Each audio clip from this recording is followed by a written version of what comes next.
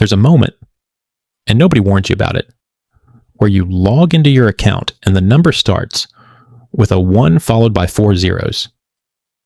$10,000. And the weird part isn't the number itself. It's what happens in your head when you see it. Because suddenly, without anyone teaching you, without reading a book or watching a video, you start thinking differently. Problems that used to paralyze you now feel manageable. Decisions you used to make out of fear, you start making out of strategy. You look at the same world you've always lived in, and somehow you see completely different things in it. Opportunities that were always there, but invisible to you before. And the strangest part is, $10,000 isn't even that much money. It won't buy you a house. It won't fund a retirement. In some cities, it barely covers 3 months of rent. But the change that happens inside your head when you have it, that change is worth more than the money itself. And I genuinely believe that $10,000 is the most underestimated financial milestone that exists. My name is Max, and I want to help you learn how to make your money work more for you in your life. This channel is about understanding the real relationship between money and how your brain works. Not just surface level tips, but the deep mechanics of why money changes everything about how you operate. If that's what you've been looking for, subscribe, because we explore this every single week. So here's what most people think about $10,000. They think it's a nice number, a solid emergency fund, a safety net. And then they move on to chasing bigger numbers, $50,000, $100,000, $1 million. And I get it. $10,000 doesn't look impressive on a net worth tracker. It doesn't get you invited to any exclusive clubs.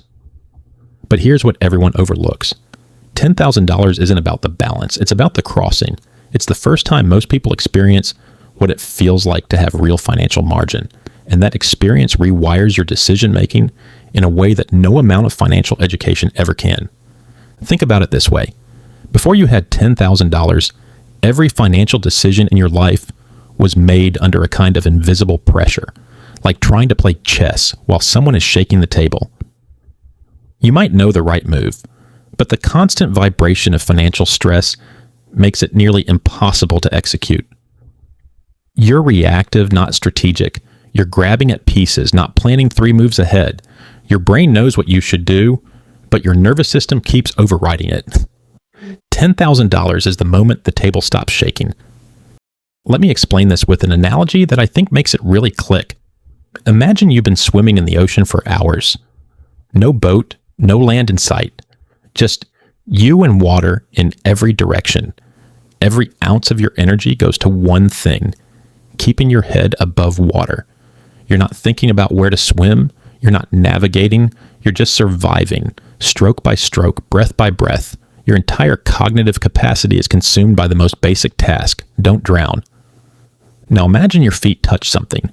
Sand. A sandbar. You can stand. The water is up to your chest, but you can stand. You're still in the ocean. You're still far from shore, but you can rest. You can breathe. You can look around and actually figure out which direction to swim. That's what $10,000 does. It's the sandbar.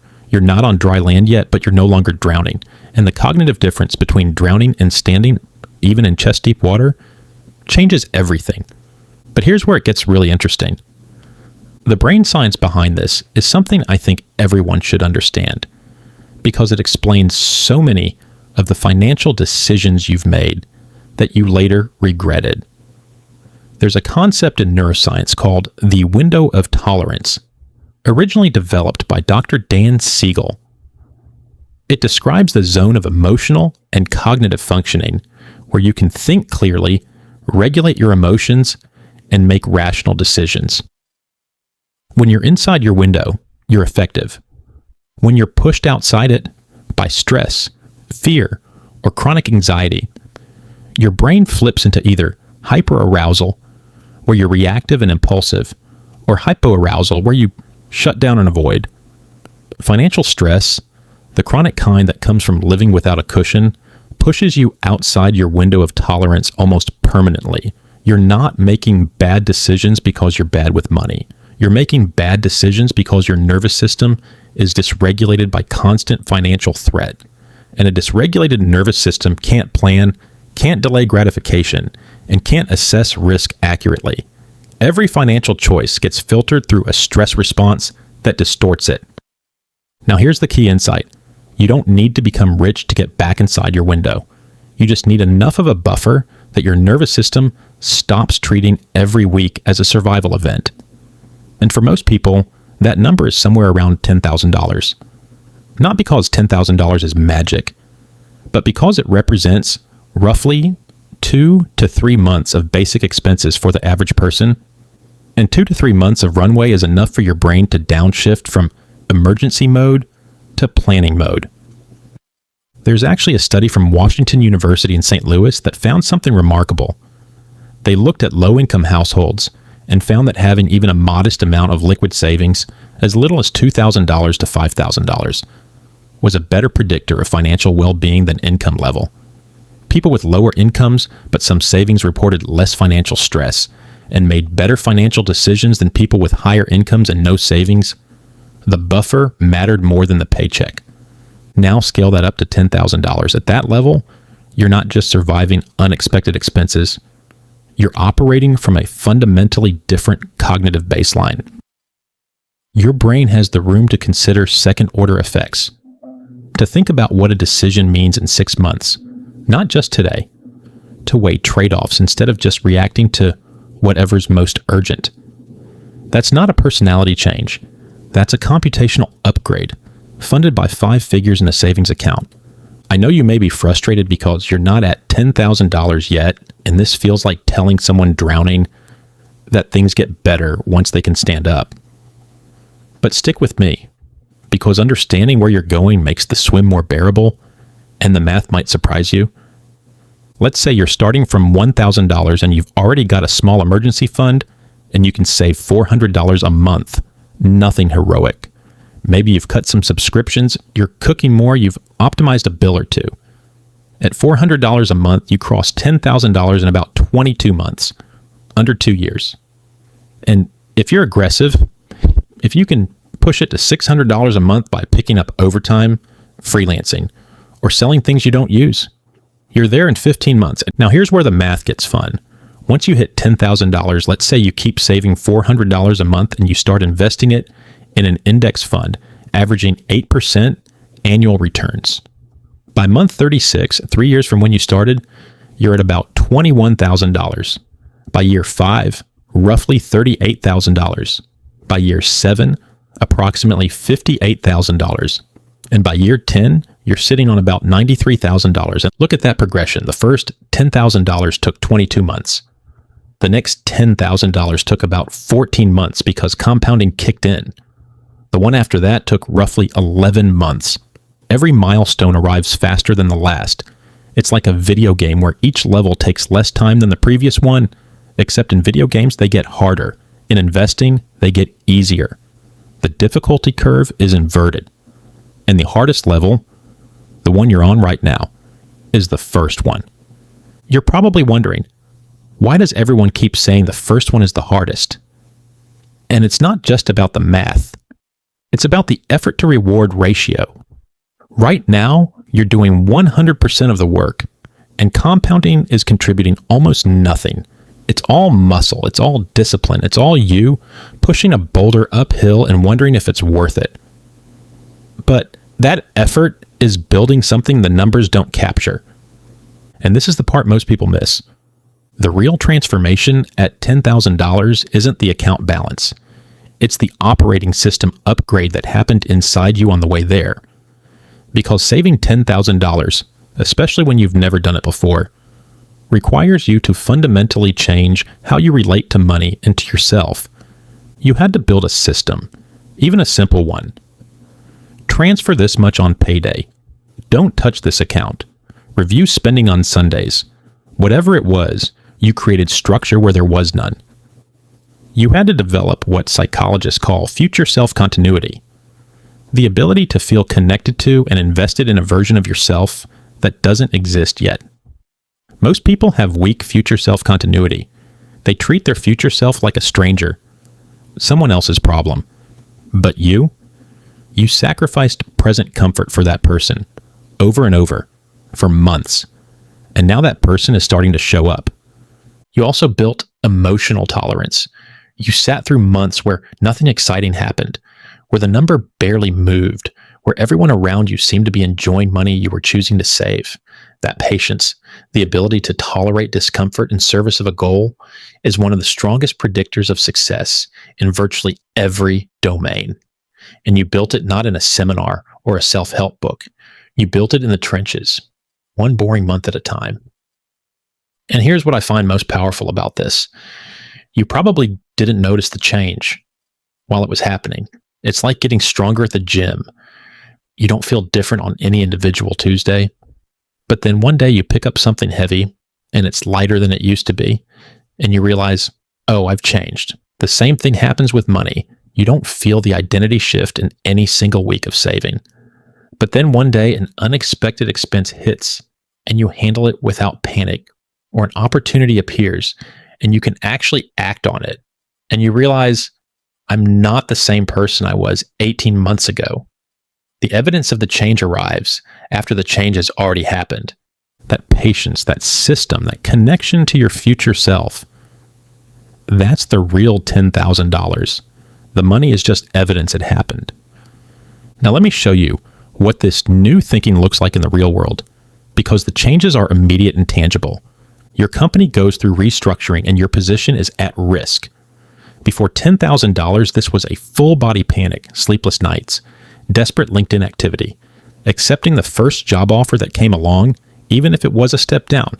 With $10,000, you're concerned but not catastrophized. You have 2 to 3 months of breathing room. You can be strategic about your next move. You can negotiate your severance. You can take a week to decompress before job hunting, which means you show up to interviews calm and confident instead of desperate and scattered. And the difference in job quality between someone who interviews from desperation versus someone who interviews from security is often $10,000 to $20,000 in annual salary. The savings literally paid for themselves. And then some. You're at a dinner with friends and someone mentions they're forming an investment group. Everyone puts in $2,000 to buy into a small rental property together. Without capital, you smile and change the subject. With $10,000, you can say, tell me more. You can evaluate the opportunity. And even if you decide it's not right, you had the option. You were at the table. And over a lifetime, the people who sit at those tables end up in a fundamentally different financial position than the people who never get invited because they can't participate. Your car finally gives up. Engine's done. You need reliable transportation for work. Without savings, you're at the mercy of whatever dealership will approve you, usually at 18 to 24% interest on a car you don't love. With $10,000, you buy a reliable used car for $7,000 cash. No payment, no interest, no debt. You rebuild your savings over 6 months, and you're right back where you were. Same problem, completely different financial outcome. One cost you $7,000. The other costs you $14,000 or more by the time you pay off the loan with interest. And there's a career dimension to this that's incredibly powerful. Having $10,000 changes the way you relate to work in a way that's hard to describe until you feel it. It's like the difference between renting an apartment month to month with no lease, where you could be asked to leave at any time, versus owning a home. Your feet are planted differently. Your voice sounds different in meetings. You're less reactive to office drama because your survival doesn't hinge on this specific employer's mood this specific quarter. People sometimes call this quiet confidence, and it's not something you can fake. Your coworkers sense it. Your manager senses it. And it creates a paradox. The less you need the job, the better you tend to perform in it, because fear-based performance is rigid and cautious, while security-based performance is creative and bold. The person who isn't terrified of getting fired is the person who proposes the innovative idea, volunteers for the stretch assignment, and tells the truth in a meeting when everyone else is hedging. There's a name for this dynamic in organizational psychology: psychological safety. It's usually discussed as something a company creates for its employees, But here's the thing nobody mentions. You can create it for yourself. You don't need a progressive manager or a supportive team culture. You need $10,000 in the bank. Because when your financial safety isn't entirely dependent on your employer's goodwill, you carry your own psychological safety with you. Into every meeting, into every performance review, into every negotiation, it's portable, it's yours. And it doesn't go away when the company has a bad quarter. And all of this creates a compounding loop. Better performance leads to promotions and raises. More income accelerates savings. More savings deepens security. Deeper security improves performance further. It's a flywheel. And $10,000 is the threshold where it starts spinning fast enough to generate its own momentum. Now, I need to be honest with you about something, because there's a mistake that's almost universal at this stage. You hit $10,000. You feel a kind of relief and pride you've maybe never felt about money before, and a little voice appears. The same voice that shows up every time you make progress. And it says, "You've earned this. You deserve a reward." And suddenly that $10,000 is $8,000 after a spontaneous trip. And then $6,500 after you finally buy that thing you've been wanting. And within 2 months, you're back at $4,000 wondering what happened. Let me put a number on this so it sticks. You pull $3,000 out of your $10,000 for a reward. That $3,000 invested for 20 years at 8% would have grown to about $14,000. For 30 years, about $30,000. That reward didn't cost you $3,000. It cost you $30,000. And beyond the money, it cost you the psychological stability that $10,000 provided, which means it also cost you the better decisions, the career confidence, and the compounding benefits we just talked about. The true price of that withdrawal is almost incalculable. I'm not saying never enjoy money, but I am saying build the floor first.